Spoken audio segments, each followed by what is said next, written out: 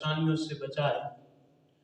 حضور کے غلاموں، آقا کریم جناب رحمت عالم صلی اللہ تعالیٰ علیہ وسلم کے فرامین سے اور قرآن سے آج جو ہمارا موضوع ہے وہ جادو کی مذمت ہے، کہ وہ چیزیں جس سے حضور علیہ السلام نے منع فرمایا ہے،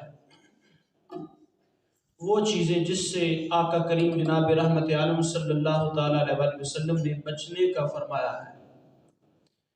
ان موضوعات میں سے ایک موضوع یہ بھی ہے، اس کو سنا کہ اس پہ اللہ کریم ہمیں عمل کی توفیق مرحمت فرمائے اور ہمارے لیے کل قیامت کے دن اس کا اجر عظیم عطا فرمائے۔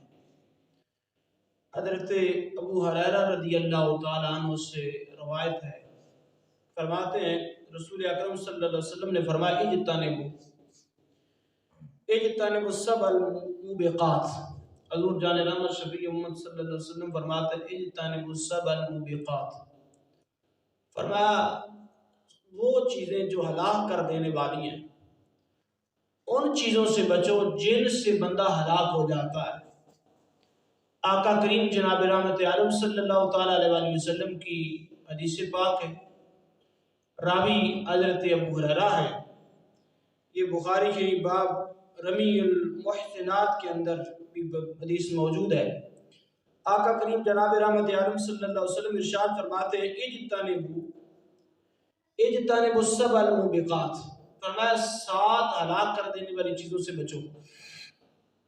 اب جب آقا کریم جناب رحمت عالم صلی اللہ علیہ وسلم نے ارشاد فرمایا تو صحابہ کرام رضوان اللہ اجمعین نے اس سے پوچھا، قیل یا رسول اللہ صلی اللہ علیہ وسلم وما ہن، سونے وہ کون سی چیزیں ہیں جس سے آپ بچنے کو حکم فرما رہے ہیں، جس سے آپ منع فرما رہے ہیں، وہ کون سی چیزیں ہیں؟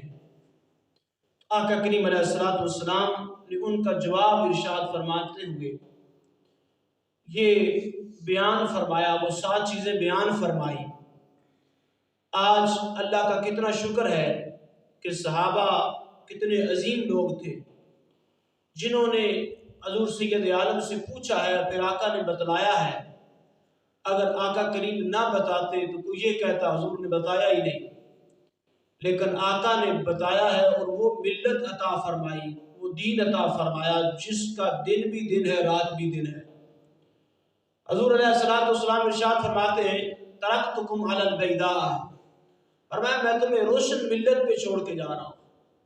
یہ وہ دین ہے جس کا دروازہ بند نہیں ہونے والا، کہ یہ نہیں ہے کہ آج تو روشنیاں ہیں کل اندھیرا ہو جائے گا، فرمایا صبح قیامت تک اس کی روشنی اور اس کے اجالے اسی طرح نظر آتے رہیں گے۔ فرمایا ترکتکم علی البیضاء، فرمایا میں روشن ملت تمہیں جے کے جا رہا ہوں۔ فرمایا لیلھا کنہارھا، فرمایا اس کا دن تو دن ہے، اس کا جو دن ہے وہ تو دن ہے ہی ہے، کہ دن ہوتا ہے تو دین کے اجالے نظر آتے ہیں۔ فرمایا نہیں اس کی جو رات ہے وہ بھی دن ہے۔ حضور جان رحمت شفیع امت صلی اللہ علیہ وسلم فرماتے ہیں کہ اس کا دن تو دن ہے، لیکن یہ ایسا خوبصورت دین ہے جس کا دن ہونے کے ساتھ ساتھ رات بھی دن ہے۔ اور حضور سید عالم صلی اللہ تعالیٰ علیہ وسلم نے ارشاد فرمایا کہ وہ 7 چیزیں 7 الموبقات جو ہیں، وہ جو 7 چیزیں جن سے آقا کریم نے بچنے کا فرمایا، فرمایا اجتنبوا السبع الموبقات، فرمایا 7 چیزوں سے بچنا ہے۔ اب وہ 7 چیزیں کون سی ہیں؟ اب آقا کریم جناب رحمت عالم صلی اللہ تعالیٰ علیہ وسلم نے ان کو بیان فرمایا، فرمایا الشرک باللہ، فرمایا اللہ کے ساتھ کسی کو شریک نہیں کرنا، شرک نہیں کرنا، اور پہلے ہلاک کر دینے والی جو چیز ہے وہ شرک ہے۔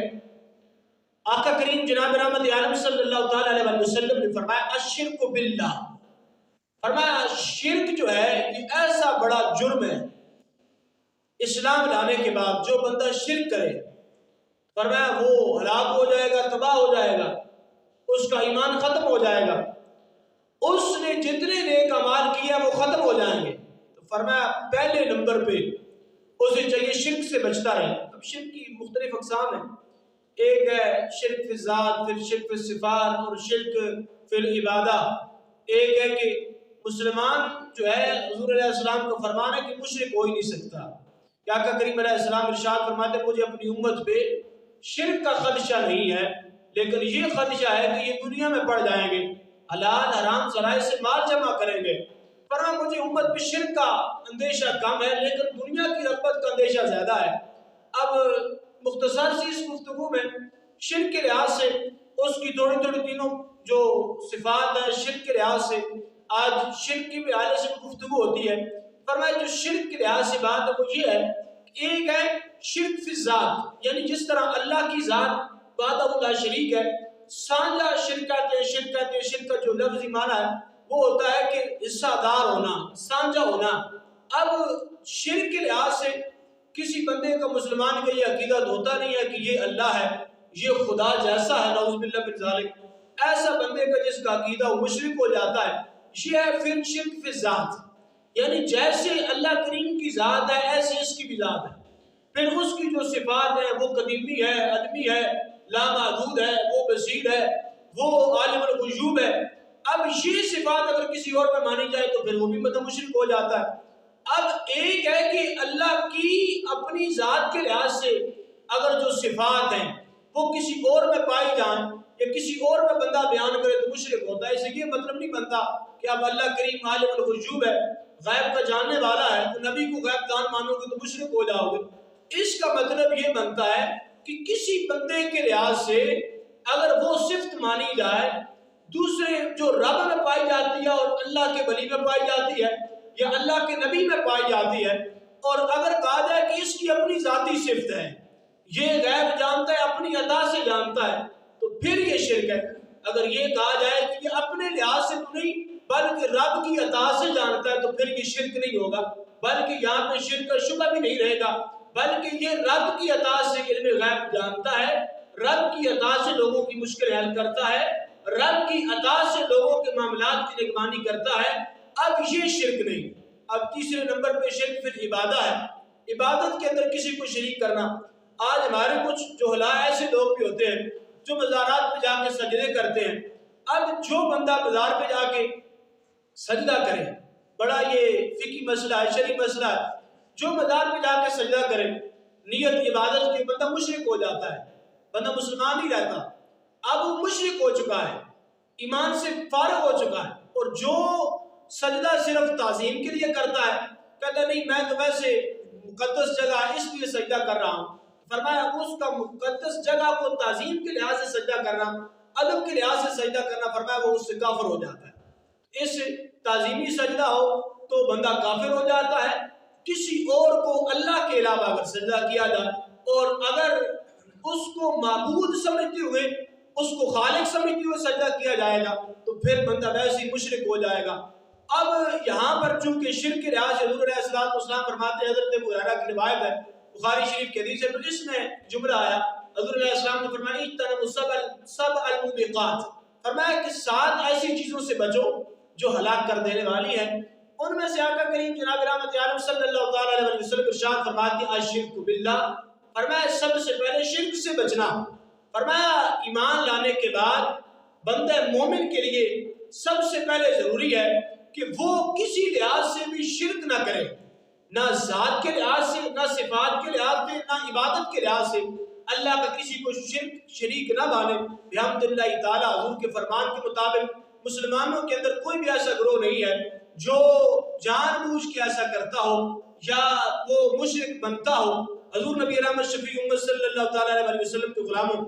اور دوسرے نمبر پہ حضور سید عالم صلی اللہ علیہ وسلم ارشاد فرماتے ہیں وہی حدیث کہ اجتنبوا سبع الموبقات، فرمایا کہ 7 بری چیزوں سے بچو، یہ ہلاک کر دینے والی ہیں، یہ چیزیں ہلاکت والی ہیں. تو دوسرے نمبر پہ فرمایا السحر، فرمایا جادو.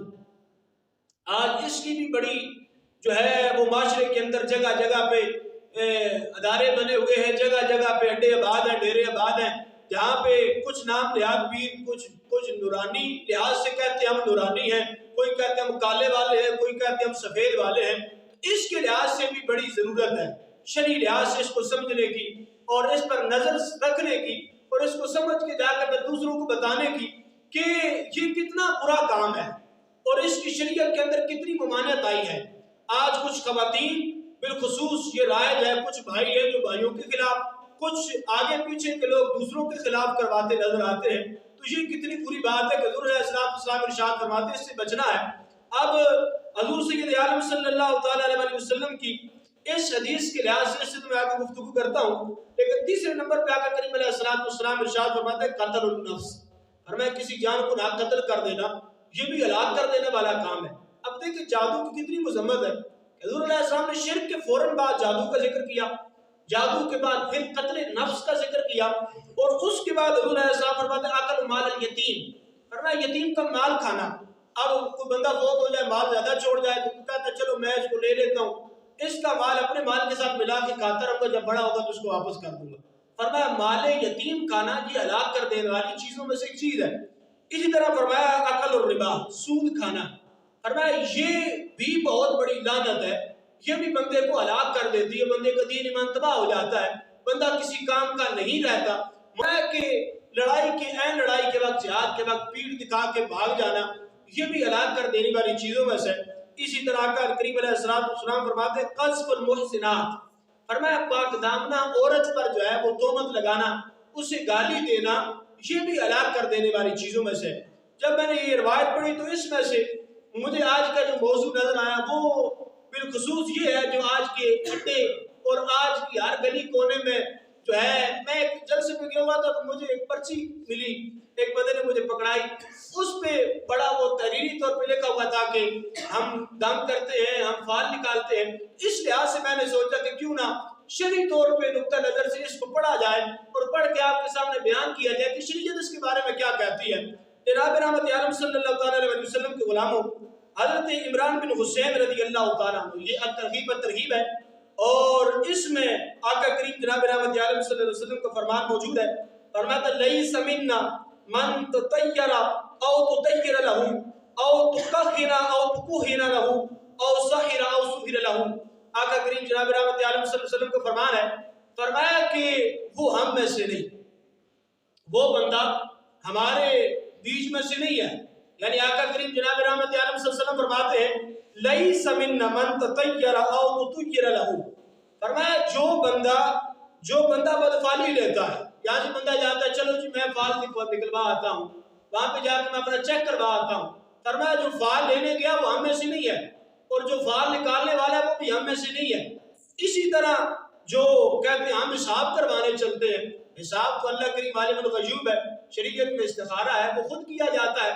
آقا کریم جناب رحمت عالم صلی اللہ علیہ وسلم فرماتے ہیں او تقوقنا له، جو نجومیوں کے پاس چلا گیا، جو نجومیوں کے پاس اپنا حساب کروانے کے لیے چلا گیا، تو آقا کریم علیہ السلام ارشاد فرماتے ہیں وہ بھی ہم میں سے نہیں ہے جو گیا ہے اور جو وہاں پہ جا کے حساب کر رہا ہے. اور تیسرے نمبر پہ ارشاد فرماتے ہیں او سحر او سحر له، فرمایا جو جادو کروانے گیا یا جادو کر رہا ہے یا جس کے خلاف کیا جا رہا ہے، فرمایا وہ بھی ہم میں سے نہیں ہے. اس سے پتہ چلا کہ معاشرے کے اندر کتنی ایک عجیب صورتحال ہے کہ بیماری مشکلات آتی نہیں تو ساحروں کے پاس اور اس کے بعد ان نجومیوں کے پاس اور یہ کالے شاہ اور چٹو شاہ کے پاس بندہ چلا جاتا ہے اور ان کے پاس جا کے مال بھی دیتا ہے اور ان سے حساب کتاب بھی کروانا شروع کر دیتا ہے. ایسے حساب کا وہ جو کاہن وہ ہوتا ہے جو ماضی کی باتیں بتاتا ہے، اور جو دوسرے نمبر پہ عراف ہے جو حال کی بھی باتیں بتاتا ہے، مستقبل کی بھی باتیں بتاتا ہے. تو فرمایا یہ جو اس کے پاس گیا وہ ہم میں سے نہیں ہے، اگرچہ وہ کہتا ہے کہ میرا تعلق مصطفیٰ کے ساتھ ہے، لیکن فرمایا اس کا شریعت کے ساتھ کوئی تعلق نہیں ہے. اور اسی طرح کا کریم جناب رحمت عالم صلی اللہ تعالی علیہ وسلم کی یہ حدیث حضور علیہ السلام ارشاد فرماتے ہیں، اور اس میں خصوصیت کے ساتھ الفاظ کا اضافہ حضرت عبداللہ بن مسعود رضی اللہ تعالیٰ عنہ، یہ بھی ترغیب و ترہیب کی حدیث ہے. آقا کریم علیہ السلام ارشاد فرماتے ہیں قال من اتا عرافا او ساحرا او کاہنا، فرمایا جو بندہ عراف کے پاس گیا، وہ جو میں نے آپ کو بتایا جو پیچھے کی باتیں بتاتا ہے آگے کی باتیں بتاتا ہے، اور جو نجومی کے پاس گیا یا جو فال جو نکالتے ہیں، بھئی ہم فال نکالتے ہیں، کوئی طوطا فال نکالتا ہے، کوئی ہاتھ دیکھ رہا ہے بیٹھ کے، فرمایا یہ جو ہاتھ دکھانے والے کے پاس چلا گیا یا حساب کروانے والے کے پاس چلا گیا تو فرمایا اس کا کتنا نقصان ہو گیا. فرمایا یہ تو گیا تھا اس کے پاس وسال، اس نے سوال کیا، اس سے اپنے بارے میں معاملات پوچھے، فرمایا فصدقہ بما یقول، فرمایا اگر جو اس نے کہا اس کا یقین کر لیا کہ نہیں نہیں یہ تو ایسے ہی کہہ رہا. فرمایا بعض لوگ کہتے ہیں جی میں حساب کروا کے اس نے میرا حساب کیا ہے، تو ایسی بات ہے جیسے اس نے بتایا ہے. فرمایا جس نے اس کی تصدیق کی فصدقہ، اس کی تصدیق کر دی، تو آقا کریم علیہ الصلوۃ والسلام ارشاد فرماتے ہیں فقد کفر ما انزل علی محمد صلی اللہ تعالی علیہ وسلم، فرمایا اس نے حضور سید عالم صلی اللہ تعالی علیہ وسلم کی شریعت کا انکار کر دیا. کتنا بڑا اس نے کام کیا. وہ گیا ہاتھ دکھانے کے لیے، وہ گیا اپنے جادو کے لحاظ سے معاملات پوچھنے کے لیے، وہ گیا عراف کے پاس. آقا کریم علیہ الصلوۃ والسلام ارشاد فرماتے ہیں وہ گیا ہے، جا کے پوچھا ہے، اس کی تصدیق کر دی ہے. فرمایا وہاں پہ تصدیق کر دی ہے، یہاں پہ تکذیب ہو گئی ہے، وہ ایمان سے فارغ ہو گیا ہے، اور اس کے پاس جا کے پیسے بھی دے آیا، اپنا ایمان بھی بیچ آیا ہے. فرمایا ایسے کاموں سے بچتے رہنا. اجتنبوا السبع المباح، اب اجتنبوا السبع الموبقات، فرمایا ایسی 7 چیزوں سے بچنا جو ہلاک کر دینے والی ہے. اور میں سے میں صرف ایک پر آج گفتگو کر رہا ہوں. فرمایا یہ جو جادو ہے، یا یہ جو ساحر ہے، یا یہ جو نجومی ہیں، ان کے پاس جا کے بندہ حساب و کتاب کرواتا ہے، فرمایا اس کا شریعت سے کوئی تعلق نہیں ہے. فرمایا اس نے اس کی تصدیق کی ہے، یہاں پہ شریعت مصطفیٰ کی تکذیب کر دی ہے. فرمایا شریعت میں ہر چیز کا حل موجود ہے، قرآن کی جو آیات ہیں ان سے حل موجود ہے، اس کا تعویذ بھی بنا کے پہن سکتے ہیں، دیگر معاملات بھی. لیکن یہ جو اڈے آباد ہیں اور جہاں پہ یہ چیزوں کا کاروبار گرم ہے، فرمایا اس کا شریعت سے کوئی تعلق نہیں ہے. اور اس نے حضور علیہ الصلوۃ والسلام کی شریعت کا انکار کر دیا. یہ آخری روایت میں آپ کے سامنے عرض کر رہا ہوں، یہ بھی حضرت انس اس کے راوی ہیں، اور یہ بھی الترغیب والترہیب کے اندر موجود ہے، کتاب ایک ہی ہے. حضور سید عالم صلی اللہ تعالی علیہ وسلم ارشاد فرماتے ہیں قال رسول اللہ صلی اللہ علیہ وسلم من اتی کاہنا فصدقه بما یقول، فرمایا جو کاہن کے پاس گیا، یہ جو کاہن ہوتا ہے، یہ جو نجومی ہوتا ہے، اس کے پاس چلا گیا اور اس کی جا کے اپنا مسئلہ پیش کیا، مجھے حساب کر دو. اب بات کام ہمارا ہوتا نہیں تو ہم حساب کروانے چلے جاتے ہیں. فرمایا وہ حساب کروانے کے لیے چلا گیا. اب وہ حساب کروانے کے لیے گیا تو اس نے تصدیق کی. فقد بری مما انزل علی محمد، فرمایا میں اس سے بری ہو گیا. حضور علیہ السلام فرماتے ہیں میرا اسے کوئی تعلق نہیں. جو شریعت کو چھوڑ کے کائن کے پاس چلا گیا، جو دین کو چھوڑ کے کسی اور کے پاس چلا گیا، فرمایا یہ جو لوگوں کو غیب کی چیزیں مطلع کر رہا ہے، یہ تو شیطان کے پنجے میں خود گرفتار ہے. شیطانی کام کر کر کے اس نے یہ طاقت حاصل کی ہے. تو حضور علیہ الصلوۃ والسلام ارشاد فرماتے ہیں من اتا غیر مصدق، فرمایا ایک تو جس نے تصدیق کی وہ تو بالکل ہی فارغ ہو گیا، اس کا تو ایمان ختم ہو گیا، اس کو تو نئے سرے سے کلمہ پڑھنا چاہیے. لیکن جو صرف گیا چلو ویسے چلتے ہیں، جا کے شغل دیکھ آتے ہیں، جا کے وہاں سے مزہ لے لیں گے اور دیکھیں گے بابا کہتا کیا ہے. اور میں کچھ لوگ ہوتے ہیں جو بابے کو دیکھنے چلے جاتے ہیں، ان کو بھی عبرت لینی چاہیے، ترغیب ترہیب ہے. فرمایا من اتا غیر مصدق لہ، جو ویسے چلا گیا اور وہاں پہ جا کے بابے کی بات سنی، اور آقا کریم علیہ السلام فرماتے ہیں لم تقبل لہ صلاۃ 40 لیلۃ، فرمایا جو گیا صرف چیک کرنے کے لیے کہ میں بابے کو دیکھ آتا ہوں، شغل دیکھ آتا ہوں. حضور علیہ السلام فرماتے ہیں لم تقبل لہ صلاۃ 40 لیلۃ، فرمایا اس کے 40 دن کے جو سجدے ہیں اللہ کریم ان کو قبول نہیں کرے گا.